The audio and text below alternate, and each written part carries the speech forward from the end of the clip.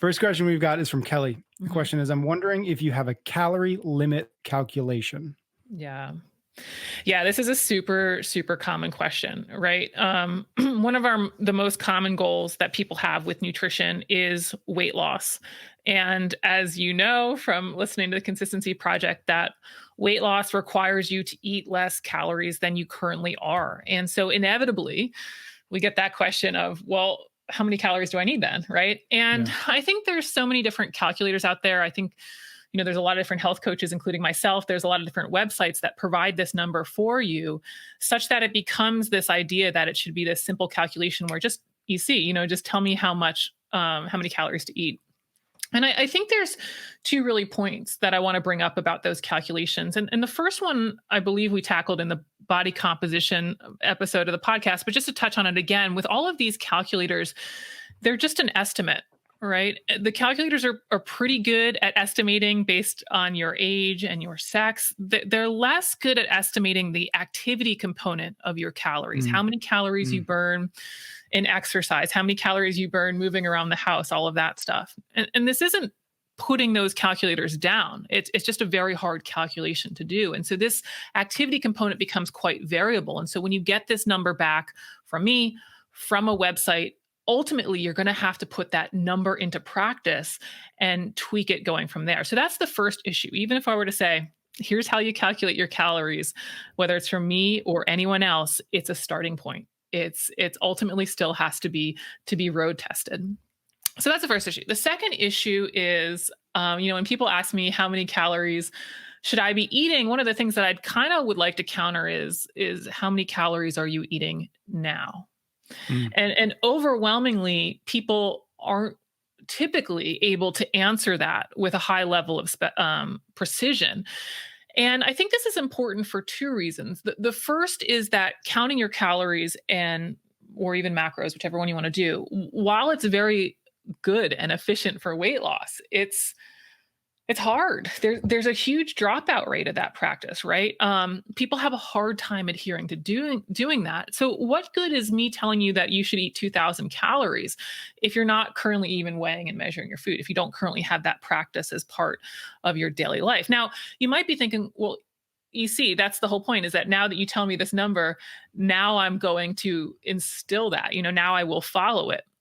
I think there's still a problem there as well. Let's say that the calculator tells you that you should be eating 2,000 calories, but your day-to-day calories have you closer to 3,000. Knowing that where you should be ultimately might not be where you should start, because that might be too big of a deficit to sustain it. Like maybe you should be closer to 2,000 at your ideal weight, but gosh, you're going to be so hungry that you're going to fall off this thing in 1 or 2 days. And so that's why I also don't love these calculators, is they might be kind of, I don't want to say setting you up for failure, but being a little bit too aggressive out of the gates, where when we know weight loss is such a long-term game, that I got to have you sticking to the program for long enough. And so this is kind of, I guess, a plug for my masterclass, but this is ultimately what we do in my masterclass, is really focus on starting where you are. And without going into too much detail, because I'm probably getting close on my timeline here, what we want to do is observe what you're eating right now, like weigh and measure every single thing that you're eating right now. Get a total number of calories that you're eating on average. And then if you want to lose weight, you're going to have to reduce that. Maybe it's by about 10%. It's going to come from carbs and fat, not the protein. And that's the process of how to really get after this weight loss. So yeah, that's how I would suggest going about it.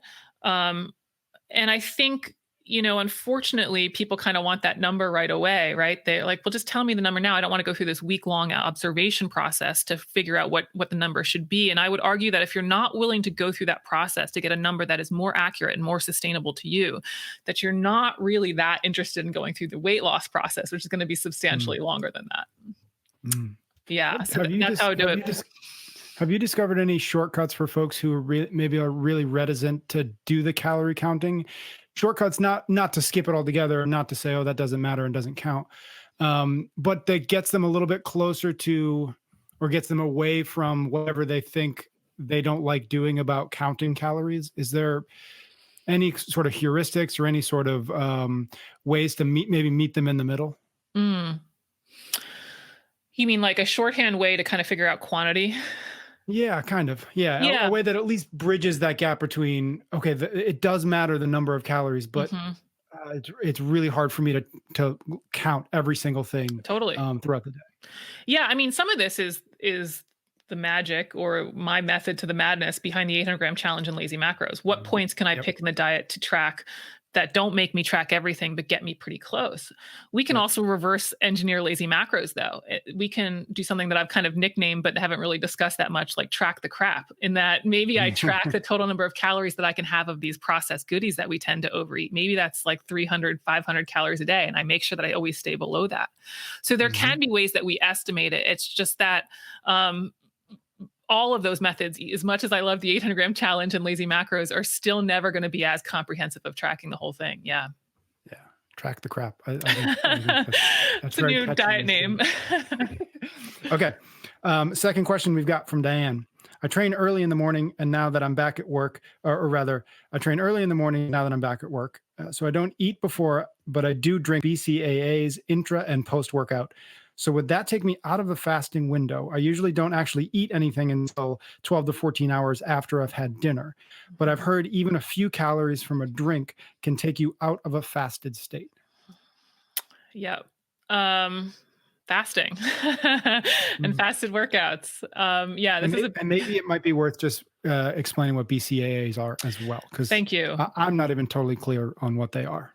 Yeah, branched chain amino acids. So they're essential types of amino acids that people often use around workouts for various reasons, largely because they're purported to have a strong influence on muscle protein synthesis or building muscle.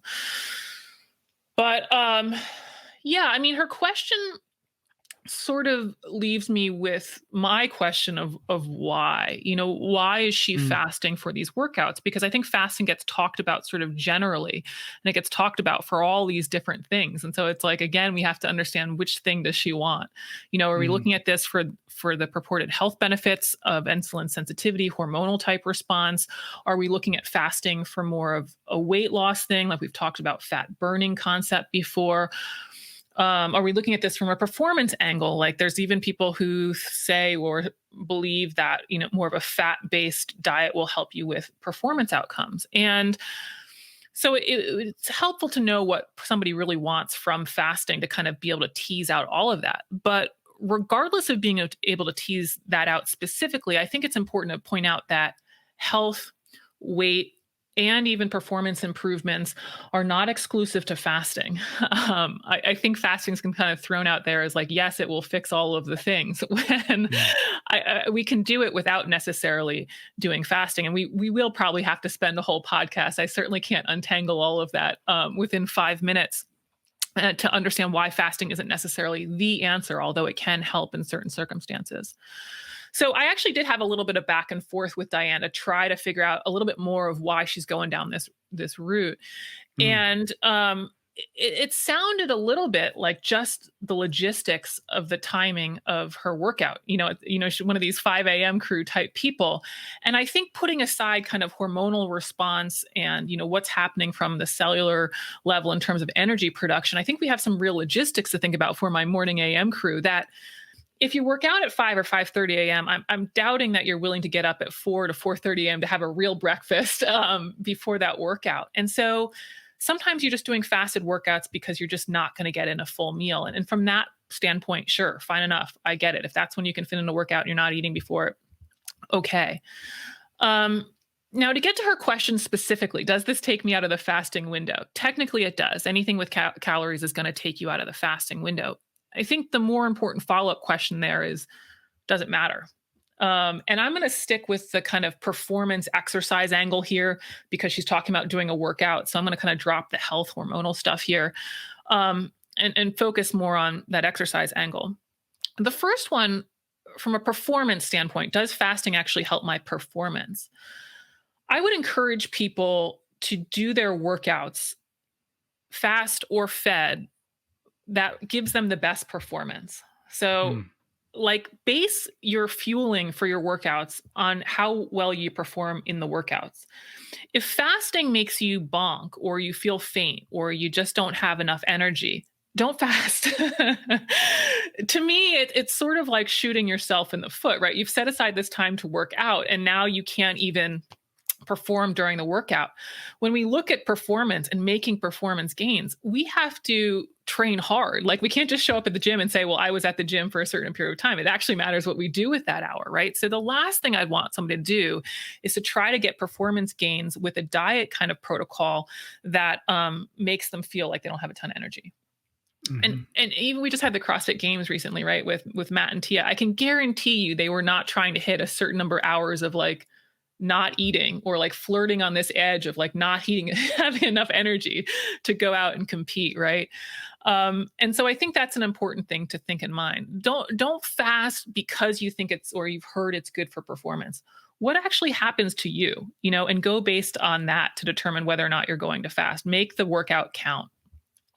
The second point that I wanted to touch on and relative to this exercise thing, and it's really confusing because people will talk about fasted workouts for fat loss, and I really think they're focusing on the wrong thing. When you focus on fasted workouts for fat loss, you're focusing on what happens for 1 hour of the day, not the 24 that matters, right? That you might burn more in this 1 hour of this workout window, but it might not matter if you eat a lot for the rest of the hours that you're awake. And we talked about this in the low carb, low fat podcast. We went through kind of a hefty example with some real life numbers. So check that out if you want a more detailed example. But the oversimplification here is this is a super simple, like not exact, example, but I want to use it just for demonstration purposes. Let's say I do a fasted workout, and in that fasted workout, I burn 30 grams of fat. And let's say if I were to do it fed, I only burn 15 grams of fat.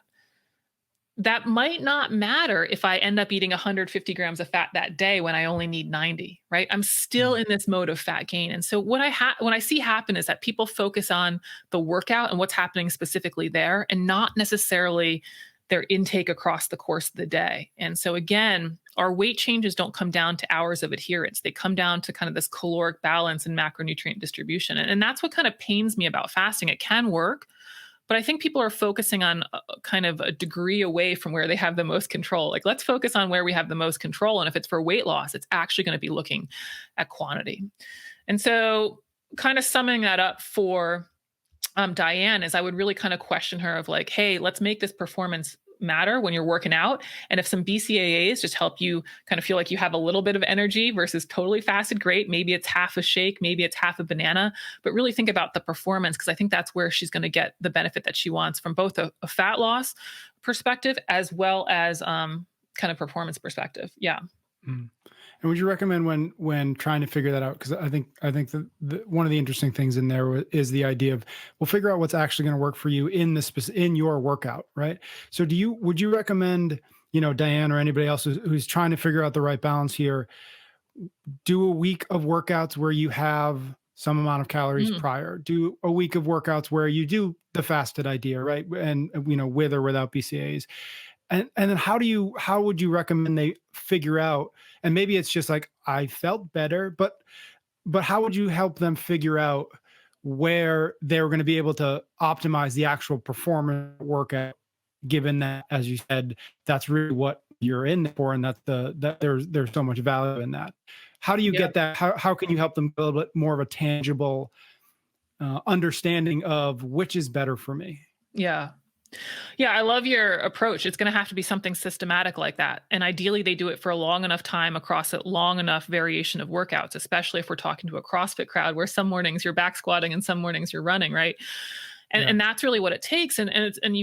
There's some other factors at play as well. Like how well did you sleep the night before? How stressed out are you at your job? And so that's why Yeah. looking at something Yep. across a period of days and time is really going to be the best. And that, yeah, I mean, if you just sort of feel like when I fast across these 10 workouts, 8 of them, I just felt like I didn't have any energy, or I got a number substantially different from where I normally would, or compared to the people that I'm normally, keep up to. Mhm. I think that's your answer. We can't do fully controlled scientific everything, but I think those are pretty good indications. Yeah. Yeah. Yeah. Really good. Cool. Next question is from Laura. She asks, can you talk to us about caffeine? optimal daily dose limits, use, can too much be a negative thing, et cetera, et cetera. And as you answer, I'm going to take a sip of coffee. I've already had 2 cups. Caffeine, yeah, it's a known performance enhancement drug. It's actually one of the supplements or pre-workouts that I would recommend playing with. What caffeine gives us is a heightened sense of awareness, right? It also increases our pain threshold. We're able to kind of not perceive pain to be as Mm. painful. And so this is kind of why it's good for performance. Maybe you have a better reaction time, or maybe you can kind of endure the intensity for longer. Um, Now, what the FDA recommends in terms of caffeine doses is about 400 milligrams a day, and you can have that much and not necessarily have any negative health effects, even in the long term. This is hard to say what that shakes out to for your cup of coffee, because coffee varies widely based on the Mhm. type of bean, how it's roasted, how you brew it. So this is super, super general, but a cup or about one espresso shot, super general, is about 100 milligrams of caffeine. So we're looking at something on the order of 4 cups a day or shots of espresso. Of course, a cup being 8 ounces, not 32 ounces. But so that would be kind of what would be considered a normal, fine enough amount. Now, if you're looking to use caffeine for this performance benefit, besides just sort of the morning cup of Joe, the dose that you would want to play around with is something like 2 to 3 milligrams of caffeine per kilogram of body weight. And so if somebody's 150 pounds, that's about 70 kilos roughly. So we're looking at 140 to 200-ish milligrams of caffeine. We're talking about 1 or 2 cups of coffee equivalent, right? Mhm. And then caffeine peaks about 30 to 60 minutes after you take it. Of course, variation person to person. So this means that if you're really looking at it from a pre-workout standpoint, that you're going to want to get in that caffeine about a half hour before, and maybe even play with some of the timing around there. The super key part about doing this from a performance standpoint is that you test it out, right? The last thing you want to do is kind of show up on game day, have 2 cups of coffee, and end up with palpitations and not not a good performance, right? So you got to play around with it. Not that I've ever done that. I have a story about that, but I can't, not now. The crash beats. Do you remember those in Boston? Of course I do. Oh Yeah. yeah, I did an 8-hour energy shot. But anyway, that's another podcast. Now, how, like, part of this variation for how caffeine affects us is depending on how fast you metabolize it, which just means how quickly you break it down. So, if you break it down really quickly, you don't feel the effects for very long. You can handle a higher dose. If you don't break it down quickly, you feel the effects a lot. That you're going to be somebody who's more jittery with even a smaller dose. And there's a big range in this. It could be a couple hours, or it could be several hours to really break down, just a cup of coffee. And I think we all know this in real life. Like, there's probably somebody who can have the coffee and go right to bed. And there's other people who can't have it after lunch. And then Yep. even other people who are just like, oh my gosh, more than 1 cup and I'm too jittery, right? So Yep.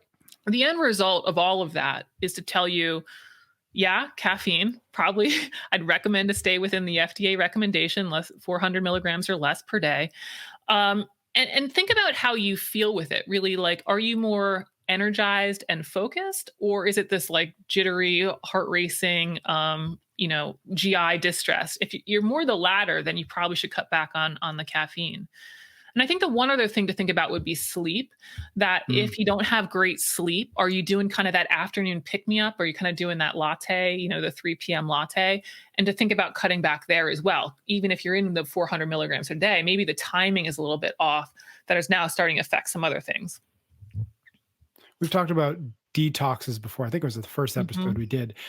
Is there any validity in your mind, any value in a week, 2 week kind of caffeine detox, get it out of your system, avoid it entirely? Any value there, or is it better, as we've talked about a lot, is just to figure out what the appropriate dose is that you can sustain, that you can be consistent at, and just settle there?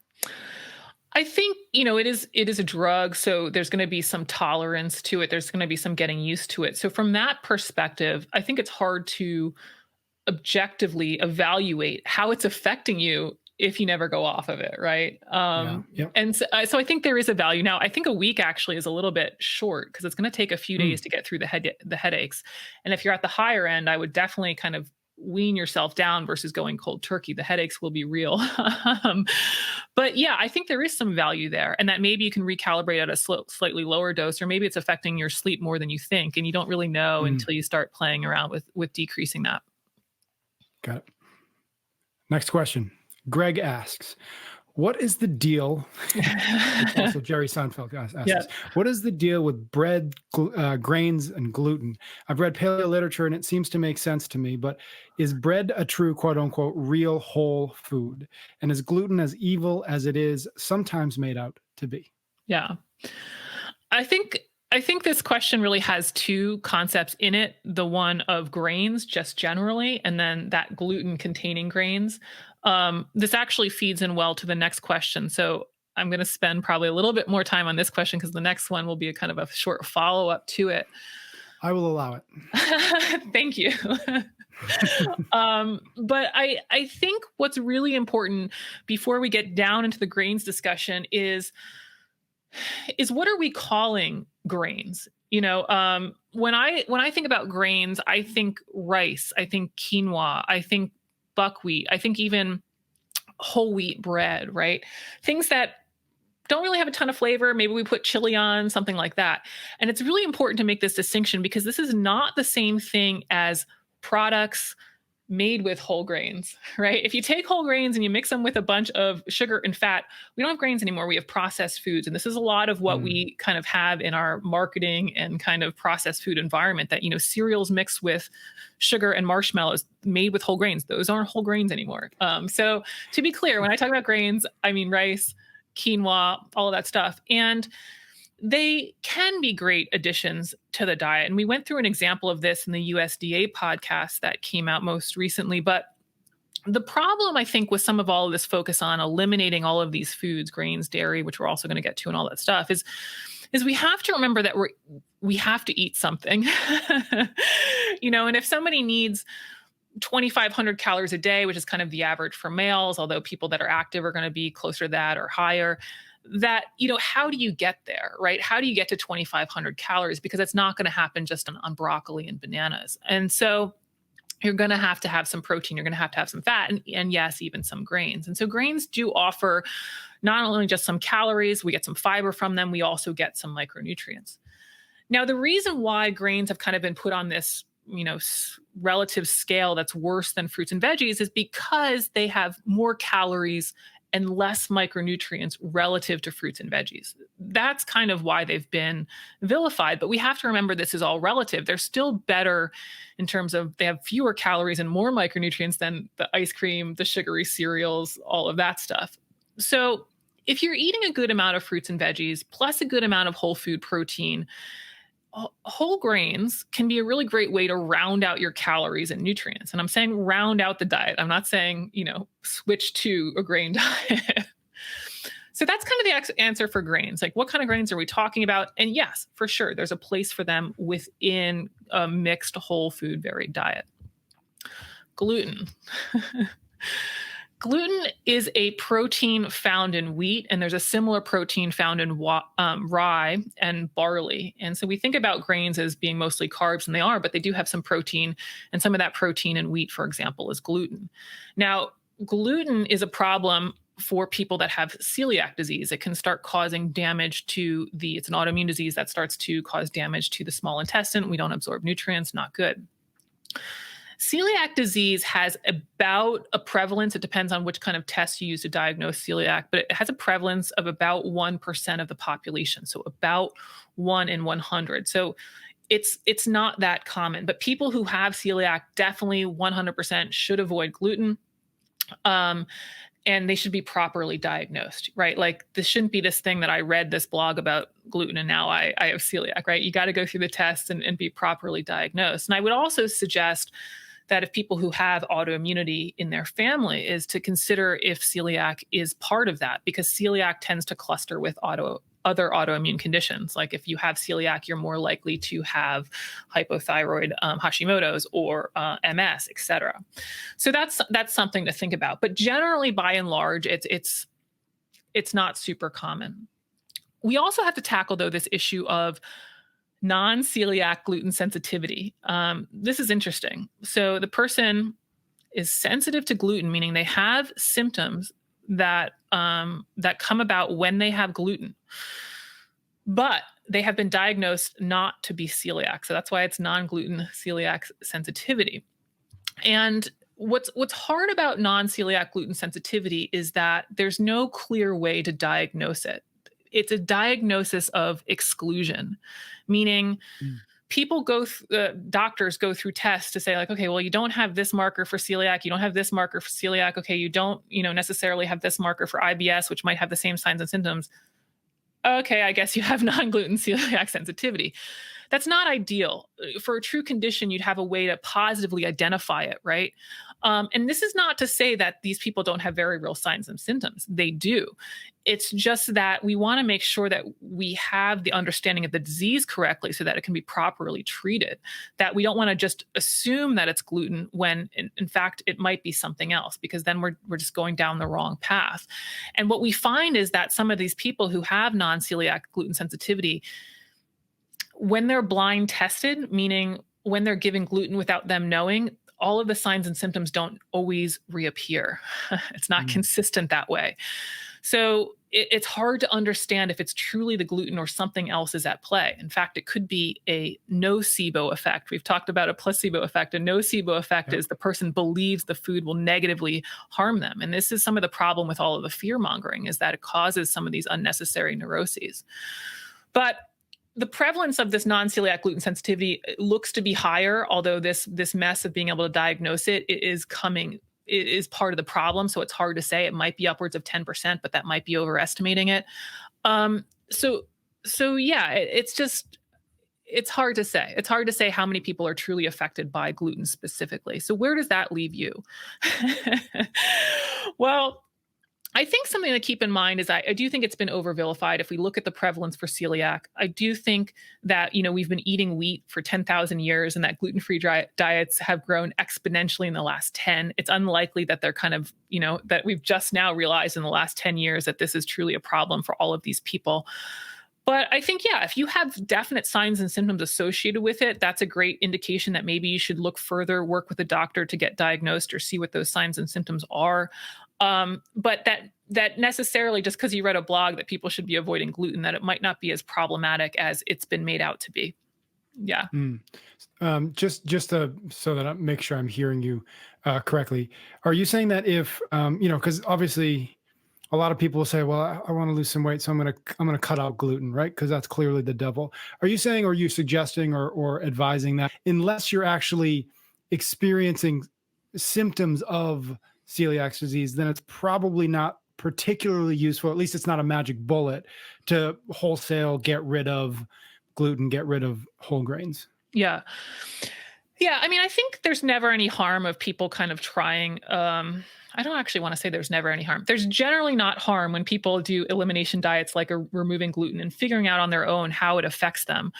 I think we have to be careful, though, with some of the self-experimentation to say that this is the answer. That when people remove gluten from their diet, for example, they may end up eating less processed foods. They may end up eating more fruits and veggies. So to say that, well, I did a gluten elimination diet and I know for that reason I am hypersensitive to gluten, that's not true. That's a little bit incorrect. There's some confounding factors there that we can't just say, oh, it's the gluten. That doesn't mean that I'm encouraging you to go back to gluten, that, yeah, continue to eat your fruits and veggies. But I think we just have to be careful that maybe we've over-vilified gluten when there might be other factors at play. Maybe removing gluten from the diet just reduced your calories and you reduced inflammation that way, right? So we just have to be very careful about saying, especially once you're getting into the realm of where doctors would be diagnosing and trying to do that on your own, which I think we've talked about. But sure, if people want to try a gluten-removed diet and they don't have signs and symptoms, yeah, I mean, then you just have to make sure that you're continuing to get enough nutrients from the other whole food choices that you do make, right? It can't be the gluten-free diet of peeps as much as I love them. Right, right. Okay, so you alluded to the next question, so we're gonna dive into that from Jess. Can Yeah. you talk about your thoughts on oats as a source of carbs, assuming they are organic and glyphosate free? I don't know if I'm Glyphosate. free. I'm Yep. not glyphosate. Are they a good source of nutrients? I've been told that the protein is so similar to gluten that if I have a gluten allergy, I shouldn't even have gluten-free oats. Yeah. Yeah, so there has been this idea that the protein fraction in oats is very similar to gluten, and therefore you should avoid them.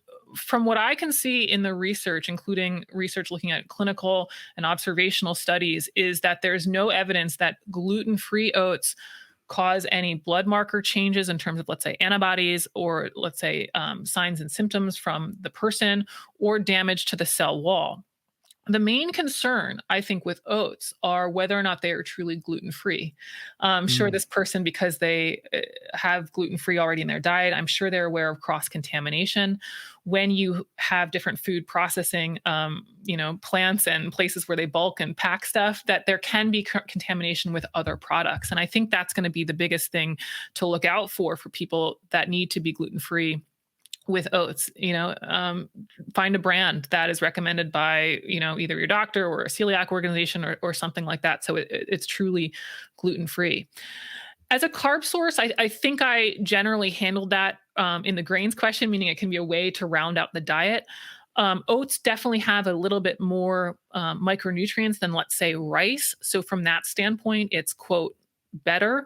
But again, relative to the fruits and veggies, I wouldn't want somebody shifting to oats only over fruits and veggies because the micronutrients won't be as good. So I think it can be a nice mhm. carb source to round out the diet for sure. Got See, it. that one was shorter. That was the yeah, you just needed a long one I just previously needed to get 20 there. minutes before that. Okay. Next question is from Mark. How about dairy? Seems like there is so much conflicting information about whether it is healthy or not. Yeah. Yeah. And I'm glad that I grouped this one with the grains one because, we're going to have a little bit of a similar answer here. And the first thing, don't have to spend much time with is, but the same idea of like, what are we calling dairy, right? When I think about dairy, it's milk, it's plain yogurt, it's cheese, it's butter. It's not, I don't know, pizza, ice cream, butter on popcorn, right? So we're Yep. talking about dairy as dairy, not products made with dairy. And in that way, again, it can round out the diet. Um, One of the big issues with dairy for people is lactose intolerance. And intolerance, when we use that word intolerance, it's not to be confused with allergy or hypersensitivity, which actually have specific definitions in Mm, terms of the immunology. And unfortunately, those words kind of get thrown around as though they yeah. are the same thing, and they're really not. Intolerance doesn't have an immune response. Intolerance doesn't have inflammation associated with it. Intolerance is like the inability for you to digest and absorb that lactose. And so when you don't digest and absorb the lactose in the small intestine, it continues through your GI tract to the colon.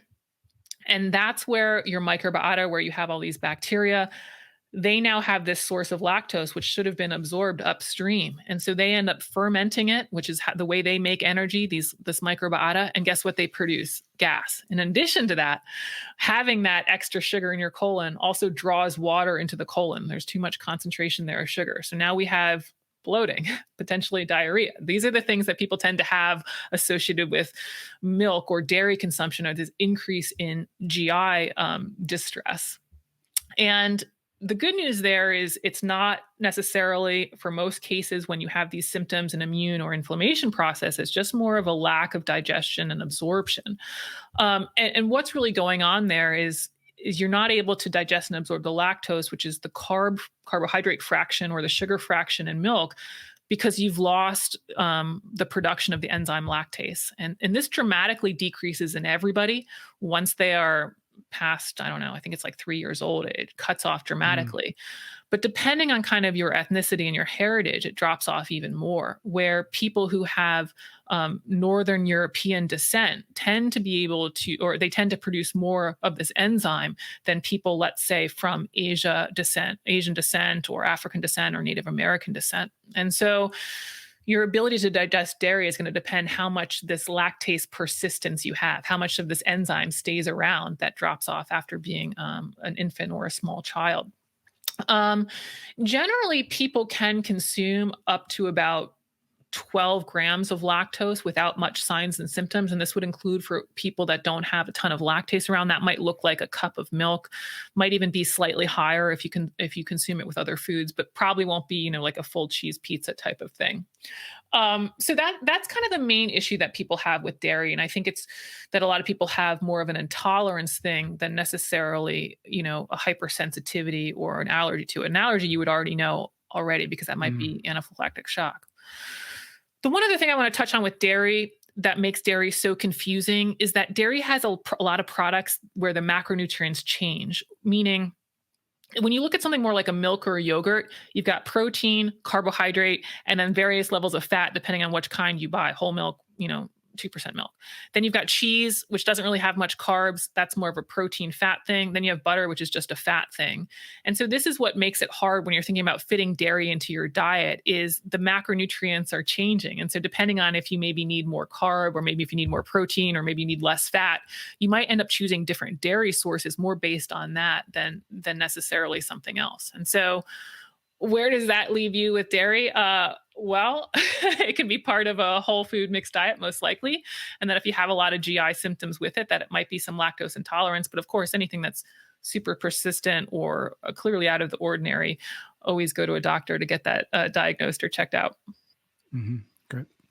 Last question we've got. Yeah. Jennifer asked, so is there a way to consume black beans and it not hurt your weight loss goal? Yeah. Yeah. Eat them. It's not going to hurt your weight loss goal. That's the short answer. And I'm not trying to be glib with that. I think beans have been maligned, kind of like fruit. People think about beans as being really carb heavy, and they are relative to spinach, but not again relative to those processed foods, not relative to chips or brownies or something like that. And in reality, I just don't see that people are eating too many of them. And, this happens every single time I take a masterclass group through kind of their diet analysis. It's never the beans. I've yet to work Mhm. with anybody who's overeating beans. But I want to tackle a couple things because I think I've kind of answered that quantity thing before.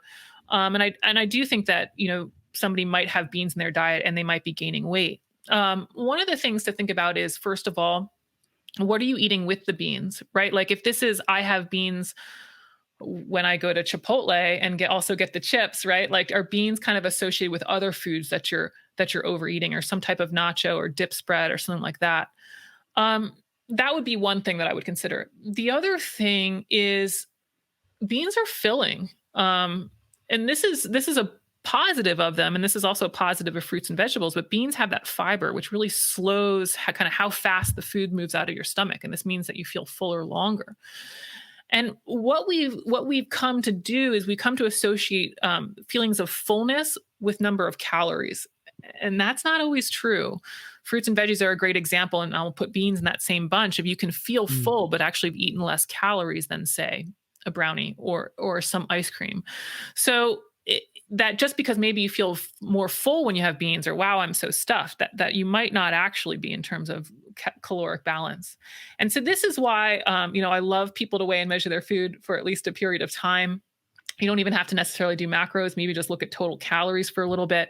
Because when you track on where every single thing is coming from, I think you're probably going to find out that your beans aren't really the part that's causing too many calories, right? It might be like Mm. 130 calories out of the 2000, but it's not like the 500 or whatever from the chocolate and the popcorn type stuff. Yeah.